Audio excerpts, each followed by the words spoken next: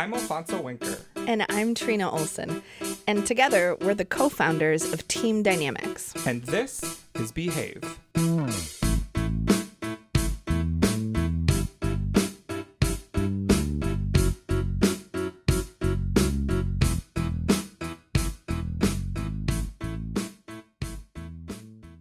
The thing we know about behavior is that it just doesn't come. You can't just make a list. You can't just wake up one morning and decide I'm going to behave differently. It starts through a process of reflection and self-awareness, and then you have to build a practice. Something that I know about myself is that I'm really clear on my race and gender analysis. I've had a lot of jobs and opportunities as a man, as a queer person, as a person of color. I'm really deep in a practice of acknowledging both my race and gender and my queerness. And something that feels a little bit farther away for me is a focus on my abilities and disabilities. In the US, when we think about that hierarchy of human value, the preferences across different lines of identity, we know that most workplaces, while they have to comply with the Americans with Disabilities Act, workplaces would really prefer that people be able-bodied or at least have no visible disabilities. So ableism is really outside of my immediate awareness because I can lift over 35 pounds. I don't have any mobility issues. I have access to sight, speech, and hearing. So I'm really thinking about ableism and the ways in which how we talk and have simple conversation with one another really reinforces a preference for what might get called, quote, able bodies. So when I think about how I'm talking about things that are in our awareness, one of my practices right now, the thing that I'm trying is not using references that assumes everyone has sight. So I'm trying to not say things like, as you can see, or what do you see? I might say, what do you notice? What's in your awareness? What's coming up for you? It's not about being politically correct, but it's more about a practice that doesn't assume everyone has access to sight through their eyes and that there are actually lots of different ways to notice what we are aware of. So one of the things I'm trying right now is bridging and connecting my race and my ethnicity. So also thinking about race and ethnicity is complex. It can feel connected to religion, it can feel connected to your family's immigration or forced migration story, it can be about national origin. But one of the things I'm just getting more practice, so I'm trying it out a couple different ways about talking about, is the fact that I'm absolutely a Scandinavian person. So pretty much half and half Norwegian and Swedish in terms of where my family's lineage comes from. And nothing about naming, claiming, noticing, and acknowledging my whiteness takes away any part of my family's heritage. So one of the running jokes right now is that if you walk around my house, you see a lot of Norwegian, I'm going to call it paraphernalia, I don't know the right word, but one of the things I have in, let's say, at least 3 rooms, I have scissor holders that have Norwegian rose mauling, which is a kind of painting on it. So it's that reminder for folks that you don't have to give anything up in order to also acknowledge the privileges you're getting of being white. And I have those privileges, whether I'm German or I'm being read as Czechoslovakian or I'm being seen as Swedish, right? So it's acknowledging that both are there all the time to help people see that I don't have to feel naughty or like something's being taken from me by acknowledging that I'm also a white person with the privileges of being white in America. We're really curious and would love to hear about some of the things that you're trying, because you'll hear us say over and over again, this is just about being in a spirit of experimentation, and it's about building up a practice. So there's thinking about stuff, and then there's actually trying it out in real life. So we'd love to hear about what you're working on, what you're trying, and what you're thinking about trying. You can tweet us at Team Dynamics LLC to tell us about what you are currently practicing. Don't forget the LLC, or you might be talking to a company that does motocross things.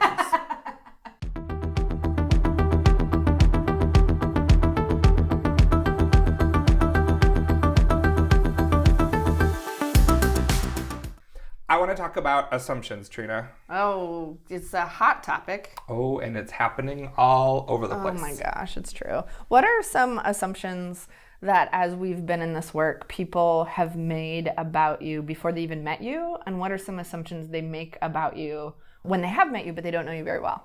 I love that question. It gives me an opportunity to talk about an element of my identity that brings great joy, but also there's a lot of pain associated with. Okay. So I'm Mexican American, and I was born and raised in Minnesota, and I do not have the experience of being an immigrant.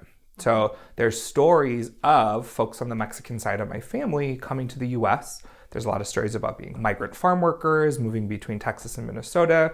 So there's a richness there and a celebration, and I really grew up in that tradition of Mexican Minnesotans. So there are some hallmarks to our food and our stories and our music that are about our Mexican Americanness. Something that happens to me a lot, especially as we travel, Sure. is folks hear my name, they look at my face, and they decide that I speak Spanish or should know Spanish. Okay. So sometimes it comes from white folks who are really enthusiastic about their practice of learning Spanish. Sure. So they've lived in Spanish-speaking countries, Yeah. they have studied Spanish literature, so they get really excited and they're like, I'm going to impress this brown man. Yeah. And they start speaking to me in Spanish. I'm going to say speaking at you. Speaking at me. Yeah. Or sometimes it comes from Latino folks who really, because Spanish is their first language or it's a language they would prefer to speak and don't get to use it in the workplace, out of enthusiasm, start bringing me conversation or side comments in Spanish. Yeah. I'm so excited for folks to have access to lots of different kinds of language.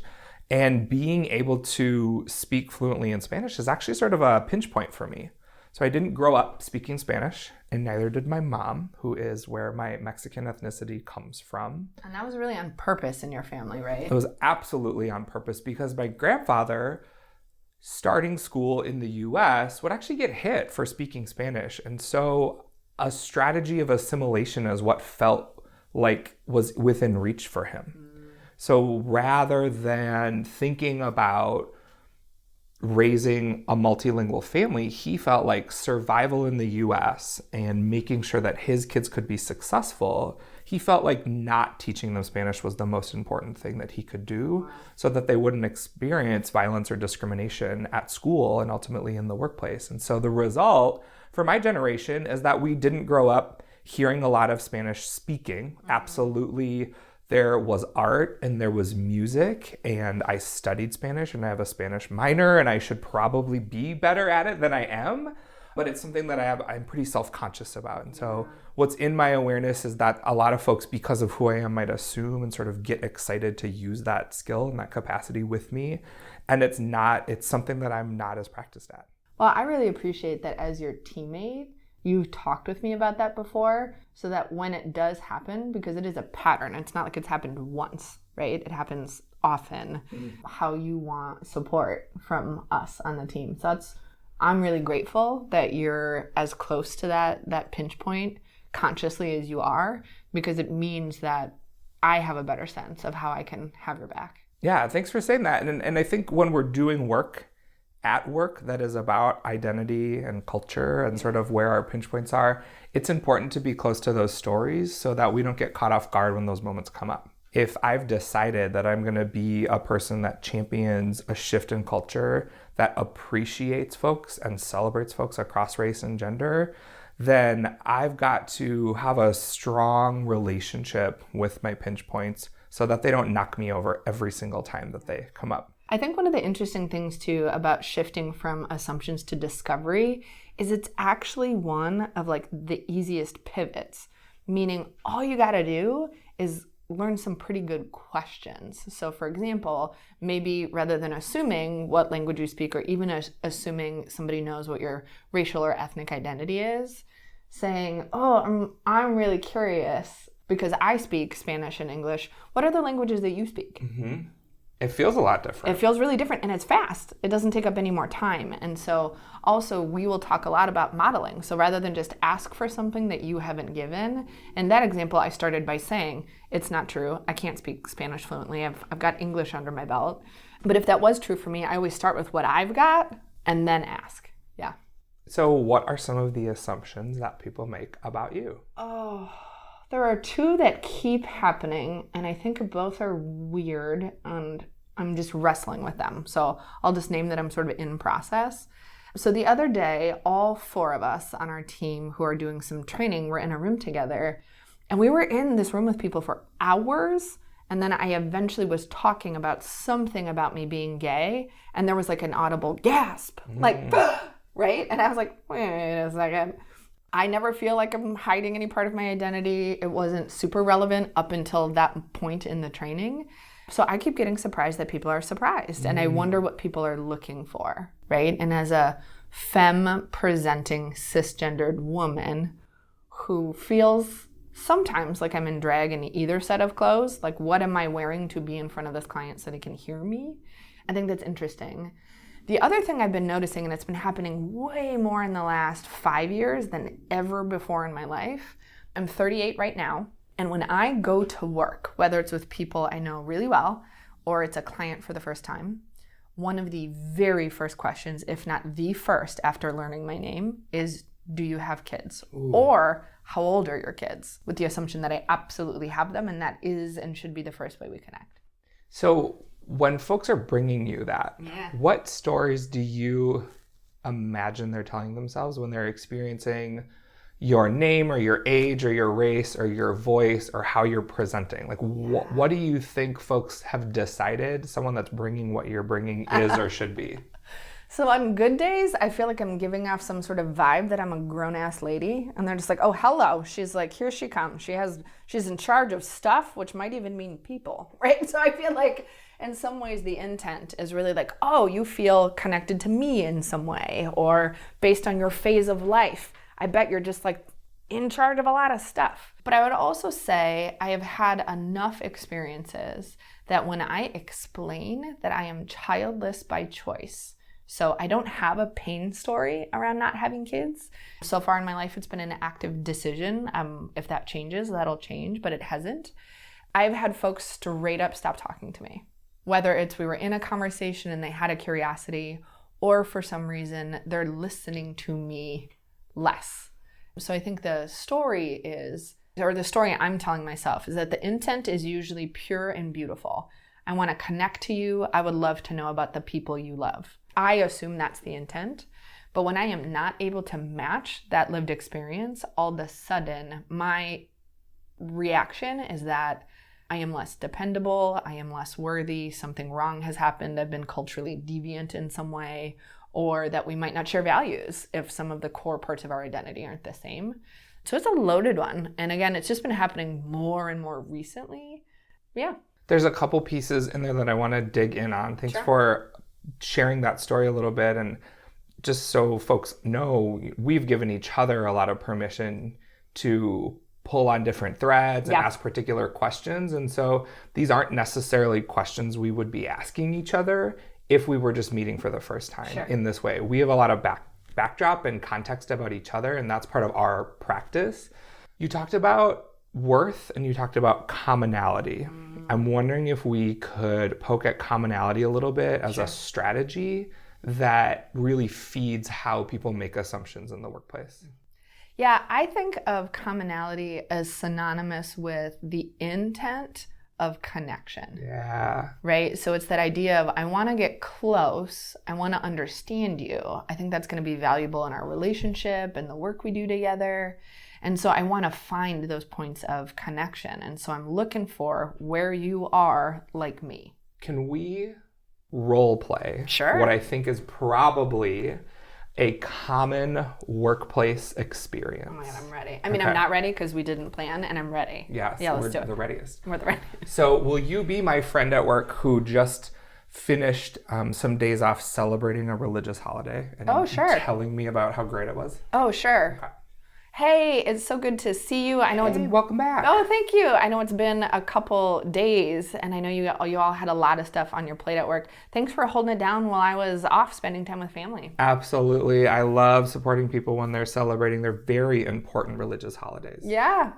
Thanks for thinking about that. I think, one of the things that just filled me back up was all of the food that we shared, and we also did a couple of rituals together that felt really got me more grounded, and I feel more focused, and I feel like I was able to strip away some of what was just sort of noise in my head and my heart. And so I'm feeling It's interesting. I feel just sort of open, a little tender, but it's feeling really good because I feel focused in a different way to be back here at work. Yes, yes. I love how all religions have that sort of time away. We eat a bunch, we pray a bunch, we do family a bunch. Like that's that like universal truth about all religions. And I know in my religion we have a holiday that's just like that. And I love that we can have that in common. Ooh. Okay.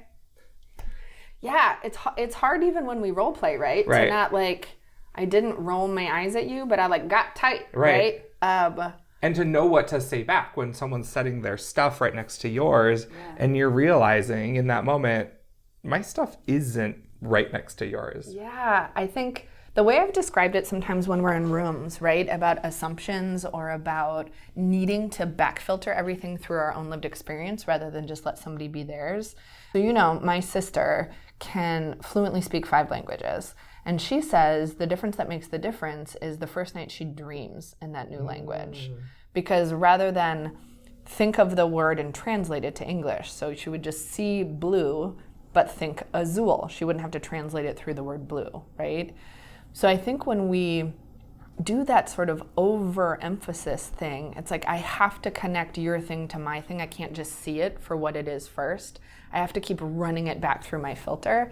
And I think the thing that I'm always remember, because you know, I was born an interrupter as a person. Yes. I get really excited when I hear people's stories and I want to participate, right? And so in my family, we had pretty lively dinner conversations. We would talk over each other. That wasn't a sign of disrespect. It was a sign of engagement, right? So I tend to jump the gun and want to dive in when somebody's talking. And so for me, what helps me remember curiosity is if I'm always connecting your experience back to mine, I'm going to miss all sorts of goodies that I wouldn't even know to ask about, right? And so instead, I could ask questions like, oh, and tell me more about what were those rituals? Could you describe them to me? What did they feel like? Is that something you've done before? Is it new? Who participates?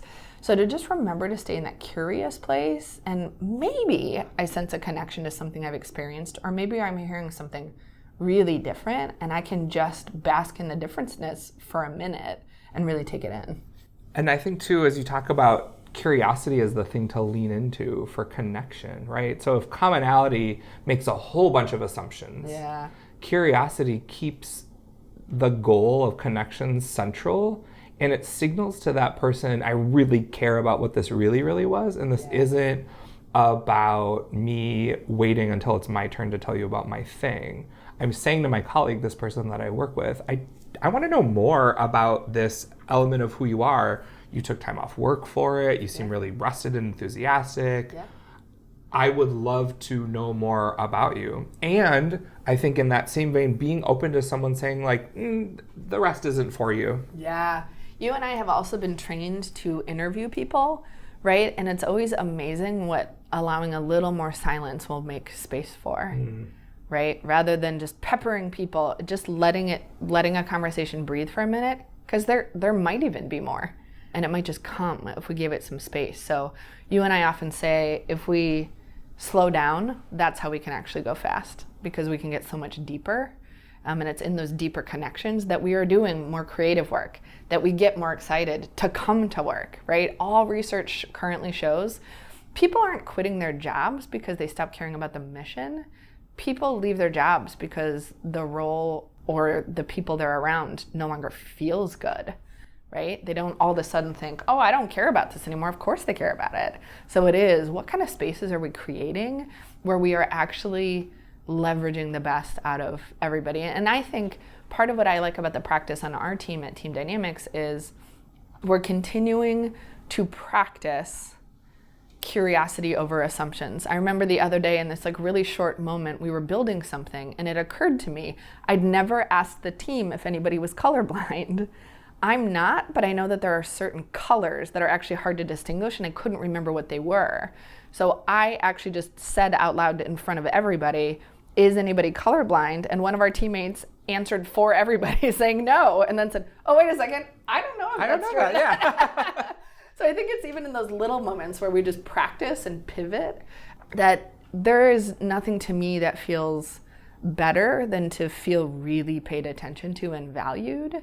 And when somebody asks rather than jumps all over what I'm bringing, it feels really different, and it actually makes me want to be more giving.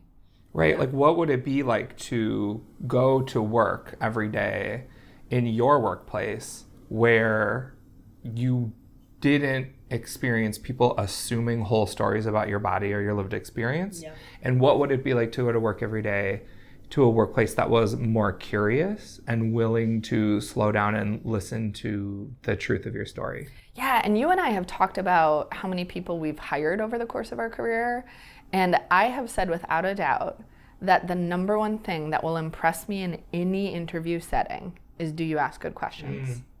Right? Because skills you can learn. And if there's something in particular on the job that you're going to have to get on the job, cool, we can teach that.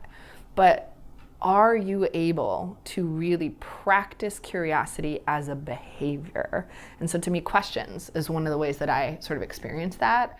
And you and I have both sort of landed on the questions that feel really authentic for us. So it doesn't feel pointed or trippy or weird. It's just like, oh, here's how I would ask for more. Yeah. And I think that practice of curiosity allows us to stay out of a defensive mode. Yeah. And helps us stay out of compare and contrast, or better or worse, or how much like my story is yours, because I'm getting more texture and flavor and color about your story as we engage. As we're talking, it also occurs to me that maybe that thing I'm trying out right now, which is sort of connecting and drawing distinctions between my ethnicity and my race, I could also ask some better questions about how I could deliver that information. So, what about this piece would we like to talk about? What feels really salient or relevant, right? It's not just we all got our 23andMe results back and we're like, and our map is tripping us out, right? Maybe that could be an interesting conversation, but I could say, I have a lot of different stories for me about what it's been like to be raised a Norwegian American person. Our sort of traditions are really close to us in our family. But rather than just offer, because I don't always know what's going to be helpful, so I can maybe even ask before I offer. So it was exciting today to just think about how something like making assumptions, little, medium, or big, can really change the depth and breadth of a conversation, and how just that pivot to question asking can be something that changes the whole tone and tenor of workplaces. And I think this conversation of have I assumed or have I discovered commonality will be something we come back to a lot, and is absolutely the starting place for so many of you in your workplaces that are trying to champion a shift away from a preference of whiteness and masculinity. Yeah, I think what's exciting being in the workplace at this time in sort of the global and national conversation about how we want to treat each other and what is or isn't feeling good. One of the protocols we have is to remember that we are all actors with choices. We don't have to be doing anything any one way. We get to choose to consent. So would you wrap us up? Yeah. So how are you doing curiosity? What are you experiencing in the workplace? What are you trying to practice? Tweet us at Team Dynamics LLC.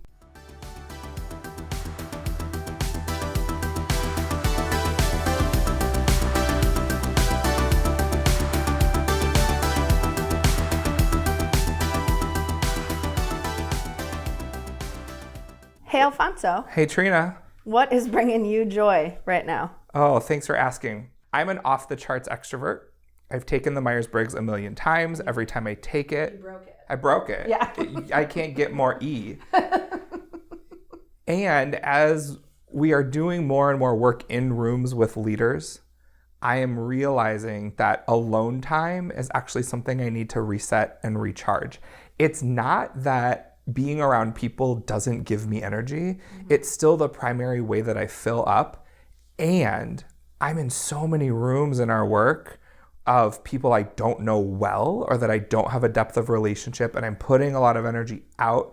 And so oftentimes I'll need a short drive by myself, some time to lay down, some time to journal or meditate alone to refill. So I'm really finding a lot of joy in those reset moments that are just the 10, 20, 30 minutes of alone time to really think about, what do I know? What do I think I know? And how am I feeling after that experience? That's awesome. How about you? What's bringing me joy right now is how light it is staying for later. So I'm somebody who, notices and rolls with the seasons. And I think like last night, it was still light when I got home. So I was like, there's more day.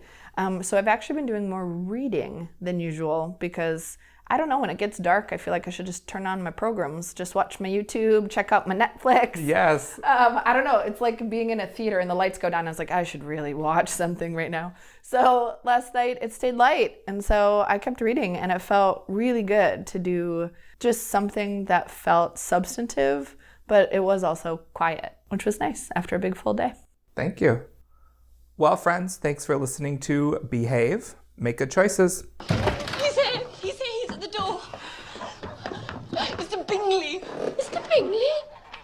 Oh, my goodness. Everybody behave naturally. And whatever you do, do not appear overbearing.